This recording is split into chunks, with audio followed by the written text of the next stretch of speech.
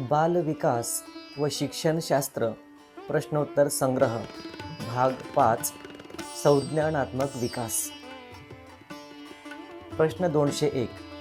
संज्ञानात्मक विकास म्हणजे काय?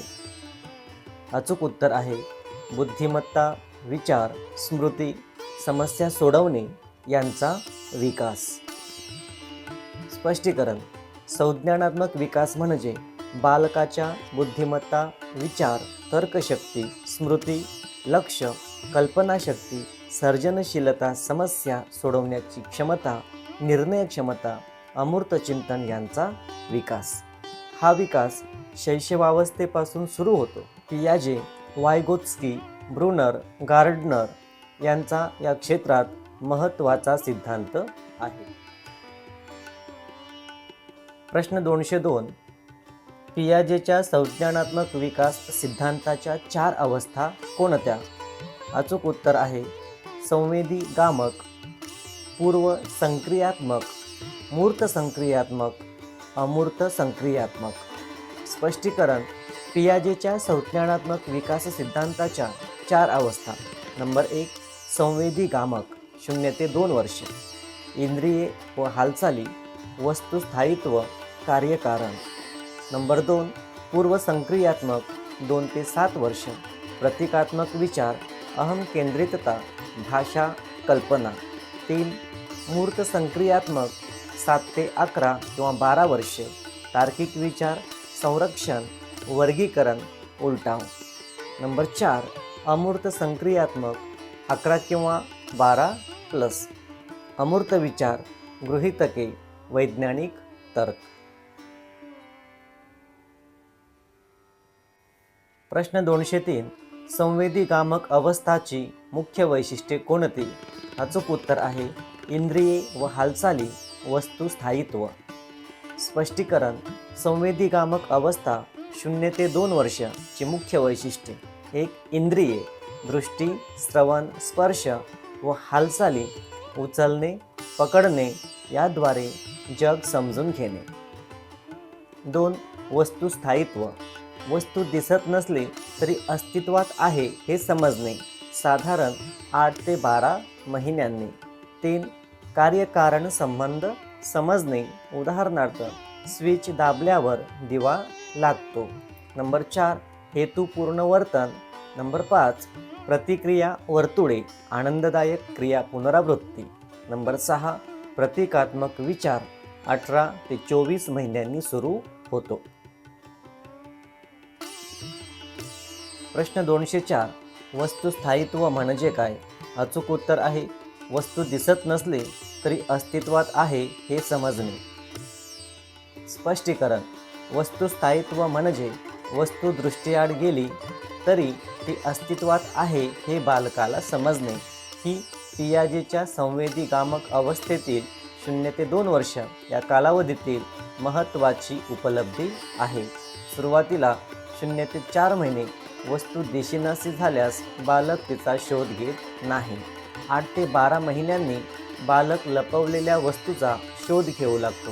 18 ते 24 महिन्यांनी बालक एका ठिकाणाहून दुसऱ्या ठिकाणी लपवलेल्या वस्तूचा शोध घेऊ शकतो. ही संकल्पना बालकाच्या स्मृती, विचार, कल्पनाशक्तीचा पाया आहे.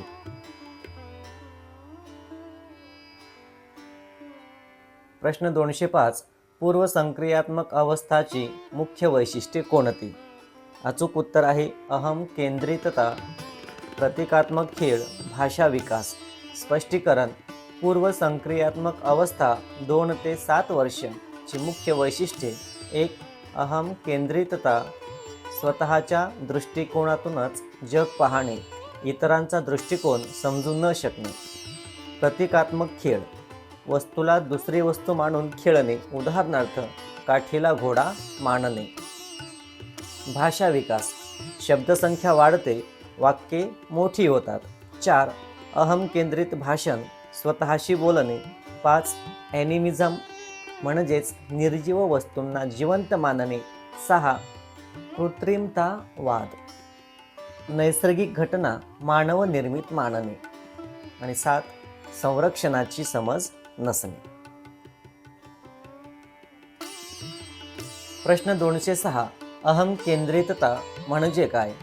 अचूक उत्तर आहे स्वतःच्या दृष्टिकोनातून जग पाहणे. स्पष्टीकरण. अहम केंद्रितता म्हणजे स्वतःच्या दृष्टिकोनातून जग पाहण्याची प्रवृत्ती. पियाजेच्या मते पूर्वसंक्रियात्मक अवस्थेतील म्हणजेच 2 ते 7 वर्ष या कालावधीतील मुले अहम केंद्रित असतात. त्यांना इतरांचा दृष्टिकोन समजत नाही. उदाहरणार्थ, मुलाला विचारले, तुला काय दिसते? तो सांगतो, मला काय दिसते हे समजत नाही. पियाजेच्या 3 माउंटन टास्क प्रयोगात हे दिसते की अहम केंद्रितता हळूहळू कमी होते. वायगोत्स्की यांच्या मते हे अहम केंद्रित भाषण पुढे आत्मभाषण व विचार बनते.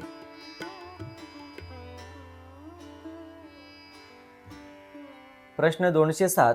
मूर्त संक्रियात्मक अवस्थाची मुख्य वैशिष्ट्ये कोणती? अचूक उत्तर आहे संरक्षण, वर्गीकरण, उलटाव आणि तार्किक विचार. स्पष्टीकरण. मूर्त संक्रियात्मक अवस्था 7 ते 11 किंवा 12 वर्षे ची मुख्य वैशिष्ट्ये संरक्षण, वस्तूचे स्वरूप बदलले तरी प्रमाण किंवा संख्या किंवा आकारमान बदलत नाही हे समजणे. द्रव, वस्तुमान, संख्या, क्षेत्रफळ. 2. उलटाव. क्रिया उलट करता येते हे समजणे. उदाहरणार्थ, 3 + 4 = 7, 7 - 4 = 3. वर्गीकरण. वस्तूंचे गुणधर्मांनुसार वर्गीकरण करणे. श्रेणीबद्धता. वस्तूंचा आकार, वजन, लांबी यानुसार क्रम लावणे. तार्किक विचार, पण केवळ मूर्त वस्तू किंवा घटनांपुरता. अहम केंद्रितता कमी होते. आणि 7. ॲनिमिझम कमी होते.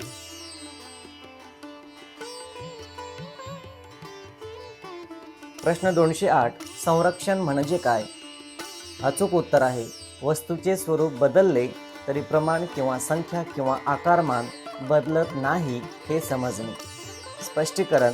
संरक्षण म्हणजे वस्तूचे स्वरूप बदलले तरी तिचे प्रमाण, संख्या, वस्तुमान, आकारमान, क्षेत्रफळ बदलत नाही हे समजणे. पियाजेच्या प्रयोगात द्रव संरक्षण. एकाच भांड्यातील पाणी दुसऱ्या वेगळ्या रुंद किंवा अरुंद भांड्यात ओतले. बालकाला विचारले, पाण्याचे प्रमाण समान आहे का? पूर्वसंक्रियात्मक मूल 2 ते 7 वर्ष नाही म्हणते. मूर्त संक्रियात्मक मूल 7+ होय म्हणते. 2. संख्या संरक्षण. नाण्यांच्या 2 ओळी एक लांब केली. मूल विचारते, नाण्यांची संख्या समान आहे का? 3. वस्तुमान संरक्षण. चिकन मातीचा गोळा आकार बदलला. प्रश्न 209. अमूर्त संक्रियात्मक अवस्थाची मुख्य वैशिष्ट्ये कोणती? अचूक उत्तर आहे अमूर्त विचार, गृहीतके, वैज्ञानिक तर्क, काल्पनिक निगमनात्मक तर्क. स्पष्टीकरण. अमूर्त संक्रियात्मक अवस्था 11 किंवा 12+ वर्ष ची मुख्य वैशिष्ट्ये. 1. अमूर्त विचार, भौतिक वस्तूंशिवाय विचार करणे. 2. गृहीतके, जर, तर असे काल्पनिक प्रश्न विचारणे. 3. काल्पनिक निगमनात्मक तर्क, गृहीतके तयार करणे व त्यांची चाचणी करणे. 4. वैज्ञानिक तर्क, वैज्ञानिक पद्धतीने समस्या सोडवणे. 5. प्रतिज्ञात्मक चिंतन, मौखिक किंवा तार्किक विधानांचा विचार. 6. आदर्शवाद, आदर्श जगाची कल्पना. 7. नैतिक, सामाजिक, राजकीय, तात्विक प्रश्नांचा विचार. आणि 8. किशोर अहम केंद्रितता, काल्पनिक प्रेक्षक, व्यक्तिगत दंतकथा. प्रश्न 210. वायगोत्स्कीचा संज्ञानात्मक विकास सिद्धांत पियाजेपेक्षा कसा वेगळा आहे? अचूक उत्तर आहे वायगोत्स्की सामाजिक किंवा सांस्कृतिक, पियाजे वैयक्तिक किंवा जैविक. स्पष्टीकरण. वायगोत्स्की व पियाजे यांच्या सिद्धांतातील फरक. वायगोत्स्की सामाजिक किंवा सांस्कृतिक. सामाजिक परस्पर क्रियेतून अधिगम. भाषा विचारासाठी महत्त्वाची, सतत अधिगम अवस्था नाहीत. झेडपीडी व स्कॅफोल्डिंग महत्त्वाचे. पियाजे वैयक्तिक किंवा जैविक. आत्म अन्वेषणातून अधिगम, भाषा विचाराचे प्रतिबिंब, 4 अवस्था. प्रश्न 211. निकटस्थ विकासाचे क्षेत्र म्हणजे काय? अचूक उत्तर आहे, मूल स्वतःहून करू शकतो व प्रौढांच्या मदतीने करू शकतो यामधील अंतर. स्पष्टीकरण. निकटस्थ विकासाचे क्षेत्र ZPD ही वायगोत्स्कीची महत्त्वाची संकल्पना आहे. यात 3 स्तर. मूल स्वतःहून करू शकतो, ॲक्च्युअल लेवल. 2. मूल मदतीने करू शकतो, ZPD. 3. मूल कधीही करू शकत नाही, इम्पॉसिबल लेवल. शिक्षण हे ZPD म्हणजेच निकटस्थ विकासाचे क्षेत्र यामध्ये होते. शिक्षक किंवा प्रौढ स्कॅफोल्डिंग तात्पुरती मदत देतात. जसे मूल सक्षम होते तशी मदत कमी होते.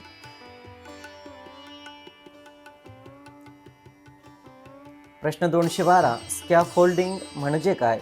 अचूक उत्तर आहे, मुलाच्या गरजेनुसार तात्पुरती मदत किंवा मार्गदर्शन करणे. स्पष्टीकरण. स्कॅफोल्डिंग म्हणजे मुलाला त्याच्या गरजेनुसार, क्षमतेनुसार तात्पुरती मदत किंवा मार्गदर्शन देणे. ही संकल्पना वायगोत्स्कीच्या ZPD शी संबंधित आहे. उदाहरणार्थ, सुरुवातीला मुलाला कामाचे छोटे छोटे टप्पे दाखवणे, मार्गदर्शक प्रश्न विचारणे, संकेत किंवा इशारे देणे, नमुना दाखवणे, प्रोत्साहन, प्रशंसा देणे. जसे मूल सक्षम होते तशी मदत हळूहळू कमी केली जाते. ही मदत तात्पुरती व लवचिक असते.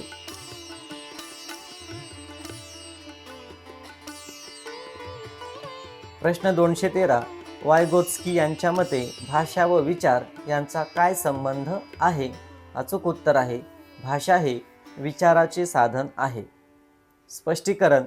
वायगोत्स्की यांच्या मते भाषा हे विचाराचे प्रमुख साधन आहे. बालकाचा भाषा विकास 3 टप्प्यांत होतो.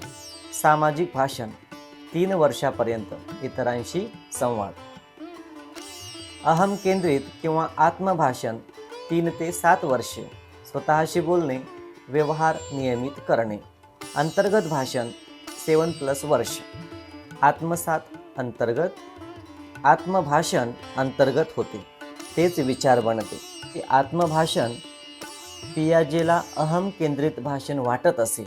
संज्ञानात्मक विकासासाठी आत्मभाषण हे वायगोत्स्की यांना महत्त्वाचे वाटले.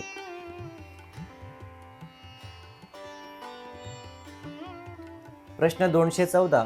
पियाजेच्या आत्मसातकरण व समायोजन या संकल्पना काय आहेत? अचूक उत्तर आहे, आत्मसातकरण नवीन ज्ञान जुन्या योजनांत सामावून घेणे, समायोजन योजनांत बदल करणे.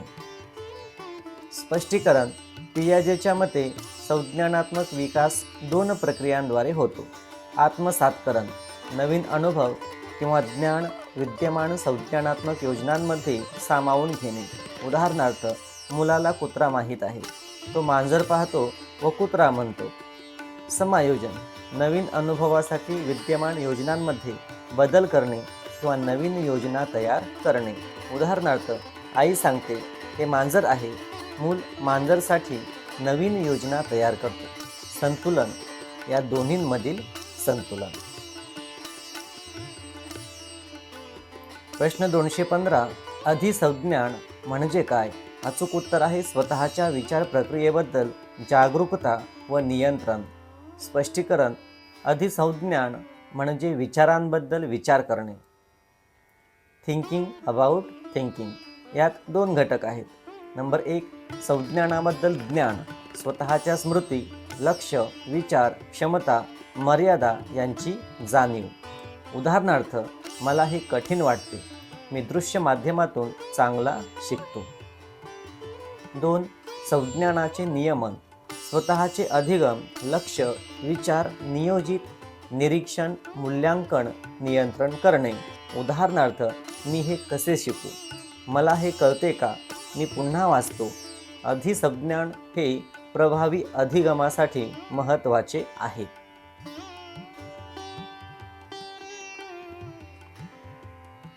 प्रश्न 216. बालकांमध्ये अधिसंज्ञान कशी विकसित करावी? अचूक उत्तर आहे, स्वप्रश्न, आत्ममूल्यांकन, अधिगम रणनीती शिकवून. स्पष्टीकरण बालकांमध्ये अधिसंज्ञान विकसित करण्यासाठी स्वप्रश्न, मला हे कळते का? मी हे कसे शिकू शकतो? मी कुठे चुकलो? आत्ममूल्यांकन, मी किती शिकलो? मला काय माहीत झाले? अधिगम रणनीती, लक्षात ठेवण्याच्या पद्धती, नोंदी, आकृत्या. नियोजन, अधिगमाचे उद्दिष्ट, वेळ, पद्धती. निरीक्षण, अधिगमाच्या प्रगतीचे निरीक्षण. मूल्यांकन, अधिगमाच्या परिणामाचे मूल्यांकन. शिक्षकांनी या कौशल्यांना प्रोत्साहन द्यावे. प्रश्न 217, बुद्धिमत्ता म्हणजे काय? अचूक उत्तर आहे शिकण्याची, समजण्याची, समस्या सोडवण्याची, अनुकूलन करण्याची क्षमता. स्पष्टीकरण बुद्धिमत्ता म्हणजे शिकण्याची क्षमता, अनुभवातून शिकणे, समजून घेण्याची क्षमता, अर्थ, संबंध, तत्वे समजणे, समस्या सोडवण्याची क्षमता, अडचणींवर मात करणे, अनुकूलन करण्याची क्षमता, नवीन परिस्थितीशी जुळवून घेणे. अमूर्त विचार, प्रतीकांशी व्यवहार. अमूर्त विचार, प्रतीकांशी व्यवहार. बुद्धिमत्तेची व्याख्या वेगवेगळ्या मनोवैज्ञानिकांनी वेगवेगळी दिली आहे. बिने, वेक्सलर, गार्डनर, स्टर्नबर्ग यांचे सिद्धांत प्रसिद्ध आहेत. प्रश्न 218, बुद्धी लब्धांक कसा काढला जातो? अचूक उत्तर आहे IQ बरोबर मानसिक वय भागिले वास्तविक वय गुणिले 100. स्पष्टीकरण बुद्धी लब्धांक म्हणजेच IQ काढण्याचे सूत्र IQ बरोबर मेंटल एज भागिले क्रोनोलॉजिकल एज गुणिले 100. मानसिक वय MA, बालकाने बुद्धिमत्ता चाचणीत मिळवलेले गुण. वास्तविक वय, बालकाचे खरे वय. उदाहरणार्थ 10 वर्षाच्या मुलाने 12 वर्षांच्या मुलाचे गुण मिळवले तर IQ बरोबर 12 भागिले 10 गुणिले 100 बरोबर 120. हे सूत्र विल्यम स्टर्न यांनी दिले. सरासरी IQ बरोबर 100, 90 ते 110, सामान्य 130+, प्रतिभाशाली 70, बौद्धिक दुर्बलता. आधुनिक चाचण्यांत डेव्हिएशन IQ वापरले जाते. प्रश्न 219, बुद्धिमत्तेच्या 2 घटक सिद्धांताचे प्रतिपादक कोण? अचूक उत्तर आहे स्पियरमॅन. स्पष्टीकरण चार्ल्स स्पियरमॅन 1863 ते 1945 यांनी बुद्धिमत्तेचा 2 घटक सिद्धांत दिला. त्यानुसार बुद्धिमत्तेत 2 घटक, एक G जनरल फॅक्टर, सामान्य घटक, सर्व क्रियाकलापांसाठी आवश्यक असलेली सामान्य बुद्धिमत्ता. 2 S स्पेसिफिक फॅक्टर, विशिष्ट घटक, विशिष्ट क्षेत्रासाठी गणित, भाषा, संगीत आवश्यक. स्पियरमॅन यांच्या मते G हा सर्वात महत्त्वाचा आहे. प्रश्न 220, बुद्धिमत्तेच्या बहुघटक सिद्धांताचे प्रतिपादक कोण? अचूक उत्तर आहे थॉर्नडाईक. स्पष्टीकरण एडवर्ड L थॉर्नडाईक 1874 ते 1949 यांनी बुद्धिमत्तेचा बहुघटक सिद्धांत दिला. त्यानुसार बुद्धिमत्तेत 3 प्रकार, अमूर्त बुद्धिमत्ता, चिन्हे, संकल्पना, भाषा, यांत्रिक बुद्धिमत्ता, वस्तू, यंत्रे, उपकरणे, सामाजिक बुद्धिमत्ता, लोकांशी संवाद, सामाजिक परिस्थिती. थॉर्नडाईक यांना बुद्धिमत्तेच्या बहुघटक सिद्धांताचा जनक मानले जाते. प्रश्न 221, गार्डनरच्या बहुआयामी बुद्धिमत्तामध्ये किती प्रकार आहेत? अचूक उत्तर आहे 7, नंतर 8 ते 9. स्पष्टीकरण हॉवर्ड गार्डनर यांनी बहुआयामी बुद्धिमत्ता सिद्धांत दिला. त्यात 8 प्रकार, सुरुवातीला 7, भाषिक, तार्किक, गणितीय, संगीतात्मक, शारीरिक, गतिमान, दृश्य, अवकाशीय, आंतरवैयक्तिक, निसर्गात्मक, नंतर अस्तित्वात्मक जोडला. प्रश्न 222, सामाजिक बुद्धिमत्ता म्हणजे काय? अचूक उत्तर आहे इतरांशी प्रभावीपणे संवाद व संबंध साधण्याची क्षमता. स्पष्टीकरण सामाजिक बुद्धिमत्ता म्हणजे इतरांशी प्रभावीपणे संवाद साधण्याची, संबंध निर्माण करण्याची, सहानुभूती दाखवण्याची, सामाजिक परिस्थिती समजून घेण्याची, सामाजिक समस्या सोडवण्याची क्षमता. गार्डनरची आंतरवैयक्तिक बुद्धिमत्ता ही सामाजिक बुद्धिमत्तेशी संबंधित आहे. थॉर्नडाईक यांनीही सामाजिक बुद्धिमत्तेचा उल्लेख केला आहे. प्रश्न 223. भावनिक बुद्धिमत्ता EQ म्हणजे काय? अचूक उत्तर आहे स्वतःच्या व इतरांच्या भावना ओळखणे, समजणे, व्यवस्थापित करणे. स्पष्टीकरण. भावनिक बुद्धिमत्ता EQ इमोशनल इंटेलिजन्स म्हणजे स्वतःच्या व इतरांच्या भावना ओळखण्याची, समजून घेण्याची, व्यवस्थापित करण्याची, नियंत्रित करण्याची क्षमता. यात 5 घटक गोलमन यांनी सांगितलेले आहेत. आत्मजागरूकता, आत्मनियमन, अभिप्रेरणा, सहानुभूती, सामाजिक कौशल्य. EQ हे IQ पेक्षा यशासाठी अधिक महत्त्वाचे मानले जाते. डॅनियल गोलमन यांनी ही संकल्पना लोकप्रिय केली. प्रश्न 224. सर्जनशीलता म्हणजे काय? अचूक उत्तर आहे नवीन, मूळ, उपयुक्त कल्पना किंवा उपाय किंवा उत्पादन निर्माण करणे. स्पष्टीकरण. सर्जनशीलता म्हणजे नवीन, मूळ, उपयुक्त कल्पना, उपाय, उत्पादन, कला, सिद्धांत निर्माण करण्याची क्षमता. यातील घटक अपसारी चिंतन, अनेक उपाय विचारणे. अभिसारी चिंतन, एक योग्य उपाय निवडणे. उत्सुकता, कल्पनाशक्ती, लवचिकता. 4. मौलिकता, प्रवाह, विस्तार. सर्जनशीलता ही बुद्धिमत्तेपेक्षा वेगळी आहे. प्रत्येक सर्जनशील व्यक्ती बुद्धिमान असतो, पण प्रत्येक बुद्धिमान व्यक्ती सर्जनशील नसतो. प्रश्न 225. अपसारी चिंतन म्हणजे काय? अचूक उत्तर आहे एकाच समस्येचे अनेक उपाय विचारणे. स्पष्टीकरण. अपसारी चिंतन म्हणजे एकाच समस्येचे किंवा प्रश्नाचे अनेक वेगवेगळे मूळ सर्जनशील उपाय विचारणे. यात प्रमाण, किती उपाय, लवचिकता, किती प्रकार, मौलिकता, किती नवीन, विस्तार, किती तपशील यांचा समावेश. उदाहरणार्थ, कागदाचे किती उपयोग आहेत या प्रश्नावर अनेक उपाय. सर्जनशीलतेसाठी अपसारी चिंतन महत्त्वाचे आहे. अभिसारी चिंतन म्हणजे एकच योग्य उपाय शोधणे.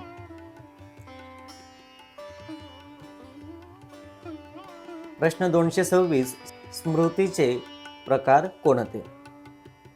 अचूक उत्तर आहे संवेदी, अल्पकालीन, दीर्घकालीन. स्पष्टीकरण. स्मृतीचे 3 प्रकार. संवेदी स्मृती, इंद्रियांद्वारे माहिती ग्रहण 0.5 ते 3 सेकंद. दृश्य, आयकोनिक, श्रवण, इकोइक. 2. अल्पकालीन स्मृती 15 ते 30 सेकंद. 7 ± 2 माहिती, मिलरचा कायदा, सरावाने टिकते. 3. दीर्घकालीन स्मृती, कायमस्वरूपी, अमर्याद क्षमता. याचे 2 उपप्रकार. उघड, स्मरणपूर्वक, अंतर्निहित, अचेतन.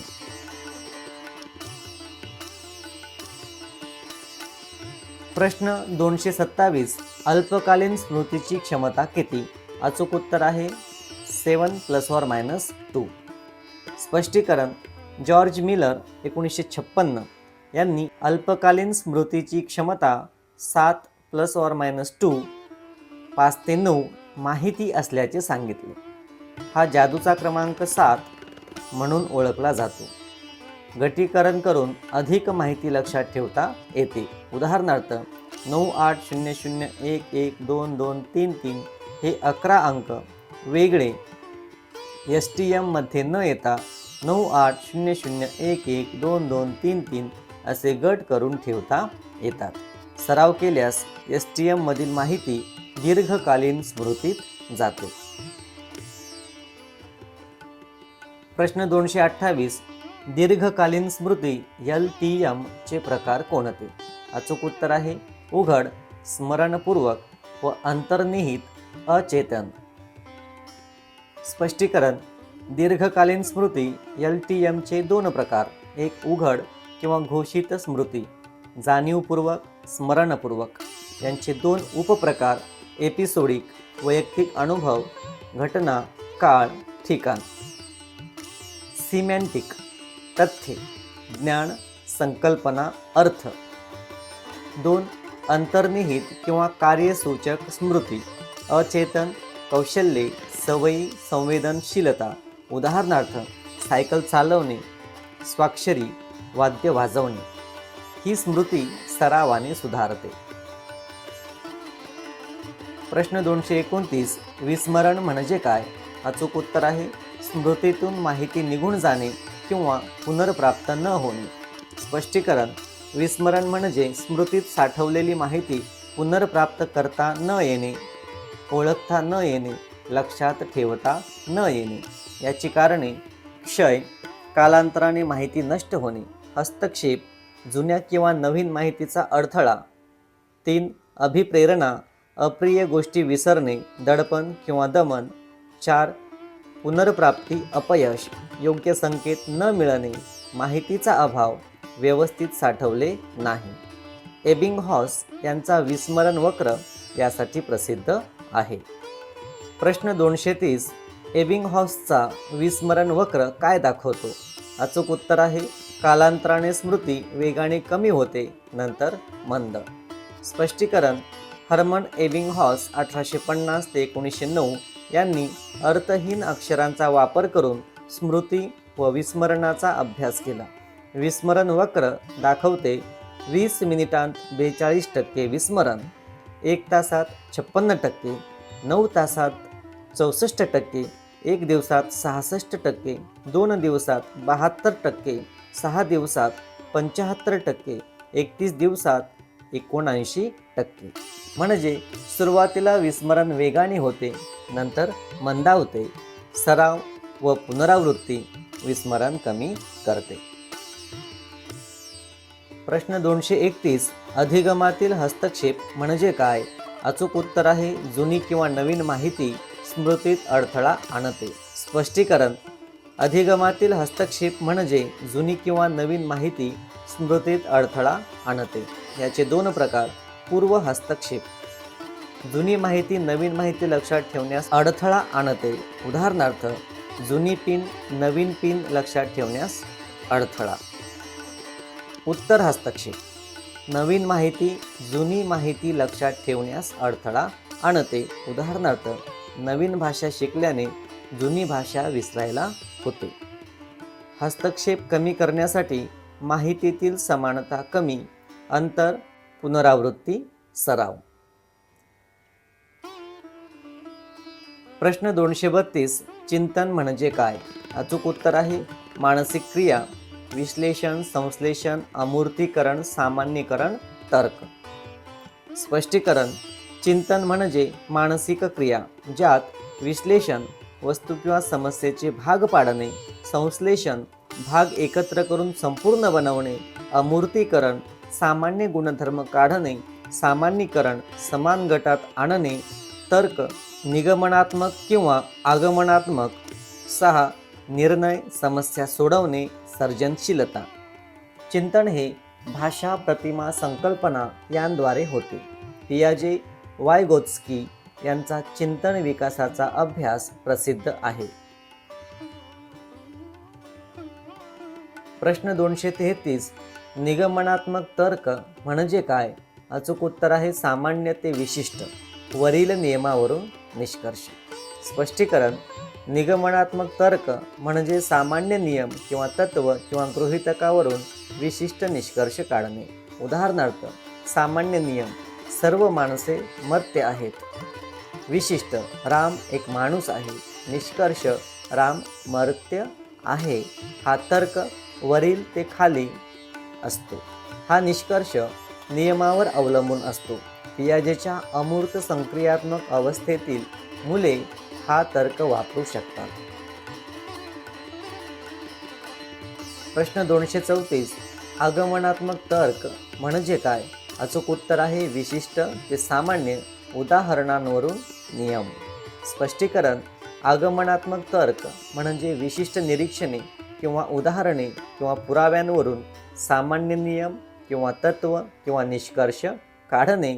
उदाहरणार्थ, निरीक्षणे: हंस पांढरा आहे, दुसरा हंस पांढरा आहे, तिसरा हंस पांढरा आहे. निष्कर्ष: सर्व हंस पांढरे असतात, पण हा निष्कर्ष चुकीचा ठरू शकतो. काळे हंस. हा तर्क खाली ते वरी असतो. हा निष्कर्ष संभाव्य असतो, निश्चित नसतो. प्रश्न 235. समस्या सोडवण्याचे टप्पे कोणते? अचूक उत्तर आहे समस्या ओळख, माहिती गोळा करणे, उपाय कल्पना, उपाय निवड, अंमलबजावणी, मूल्यांकन. स्पष्टीकरण: समस्या सोडवण्याचे टप्पे. नंबर 1. समस्या ओळखणे किंवा व्याख्या. समस्या काय आहे? नंबर 2. माहिती गोळा करणे, संबंधित माहिती. 3. उपाय कल्पना, अनेक पर्यायी उपाय, अपसारी चिंतन. 4. उपाय निवड, सर्वोत्तम उपाय, अभिसारी चिंतन. 5. अंमलबजावणी, उपायाची अंमलबजावणी. 6. मूल्यांकन, उपाय योग्य किंवा प्रभावी आहे का? मध्ये अडथळे, कार्यात्मक स्थिरता, सेट, पूर्वाग्रह. प्रश्न 236. कार्यात्मक स्थिरता म्हणजे काय? अचूक उत्तर आहे वस्तूच्या केवळ सामान्य उपयोगात अडकून राहणे. स्पष्टीकरण: कार्यात्मक स्थिरता म्हणजे वस्तूच्या केवळ सामान्य किंवा पारंपरिक उपयोगात अडकून राहणे, नवीन किंवा वेगळे उपयोग विचारात न घेणे. उदाहरणार्थ, डंबेल केवळ वजन उचलण्यासाठी वापरता येईल असे वाटणे, पण ते दार उघडण्यासाठी, कागद दाबण्यासाठी वापरता येते. हा समस्या सोडवण्यातील अडथळा आहे. डंकरचा कॅन्डल प्रॉब्लेम प्रयोग प्रसिद्ध आहे. प्रश्न 237. सेट म्हणजे समस्या सोडवण्यात काय? अचूक उत्तर आहे पूर्वीच्या यशस्वी पद्धतीत अडकून राहणे. स्पष्टीकरण: सेट म्हणजे एखादी समस्या सोडवण्यासाठी पूर्वी वापरलेली यशस्वी पद्धती किंवा रणनीती पुन्हा वापरण्याची प्रवृत्ती. जरी त्या पद्धतीने समस्या सोडवता येत नसली तरी. हा समस्या सोडवण्यातील अडथळा आहे. उदाहरणार्थ, 3 अंकी संख्यांची साखळी सोडवताना एकाच सूत्रात अडकून राहणे, दुसरे सोपे सूत्र न वापरणे. याला यांत्रिक किंवा सवयीचा विचार असेही म्हणतात. लवचिकता व बॉक्स बाहेर विचार महत्त्वाचे आहे. प्रश्न 238. सर्जनशीलता, बुद्धिमत्ता यांचा काय संबंध आहे? अचूक उत्तर आहे सर्जनशीलता उच्च बुद्धिमत्ता. बुद्धिमत्ता आवश्यक पण पुरेशी नाही. स्पष्टीकरण: सर्जनशीलता व बुद्धिमत्ता यांचा संबंध. बुद्धिमत्ता ही सर्जनशीलतेसाठी आवश्यक आहे पण पुरेशी नाही. उंबरठ्याचा सिद्धांत. सामान्य बुद्धिमत्ता IQ 120 पेक्षा अधिक बुद्धिमत्ता सर्जनशीलतेत फारसा फरक पडत नाही. तसेच सर्जनशील व्यक्ती बुद्धिमान असतो, पण प्रत्येक बुद्धिमान व्यक्ती सर्जनशील नसतो. सर्जनशीलतेसाठी अपसारी चिंतन, लवचिकता, मौलिकता, उत्सुकता, जोखीम घेण्याची वृत्ती, अंतर्गत प्रेरणा आवश्यक आहे. प्रश्न 239. भाषा व विकास यांचा काय संबंध आहे? अचूक उत्तर आहे भाषा हे विचार, संवाद, शिक्षण, सामाजिक संबंधाचे साधन आहे. स्पष्टीकरण: भाषा ही विचार, अंतर्गत भाषण बरोबर विचार, वायगोत्स्की. संवाद, कल्पना, भावना, माहिती देवाणघेवाण. शिक्षण, ज्ञान, कौशल्ये, मूल्ये हस्तांतरित. सामाजिक संबंध, संवाद, मैत्री, सहकार्य. संस्कृती, परंपरा, इतिहास, साहित्य, कला, ओळख, भाषिक, सांस्कृतिक, राष्ट्रीय ओळख. भाषा विकास हा संज्ञानात्मक, सामाजिक, भावनिक विकासाशी घनिष्ठपणे संबंधित आहे. आणि शेवटचा प्रश्न आहे भाषा विकासाचा क्रम कोणता? अचूक उत्तर आहे ऐकणे, बोलणे, वाचन, लेखन. स्पष्टीकरण: भाषा विकासाचा क्रम. नंबर 1 ऐकणे, गर्भावस्थेपासून सुरू, जन्मानंतर आवाज ओळख. 2 बोलणे, बडबड 6 ते 10 महिने, पहिले शब्द 12 ते 18 महिने, वाक्ये 2 ते 3 वर्ष. नंबर 3 वाचन 5 ते 6 वर्ष, शब्द वाक्य वाचायला शिकणे. 4 लेखन 6 ते 7 वर्ष, अक्षरे शब्द वाक्य लिहायला शिकणे. हा क्रम सर्व बालकांसाठी सारखाच असतो, पण गती वेगवेगळी असते. अशा प्रकारे दिलेल्या पाठ्यघटकाचा सर्वांनी व्यवस्थित अभ्यास करा. धन्यवाद.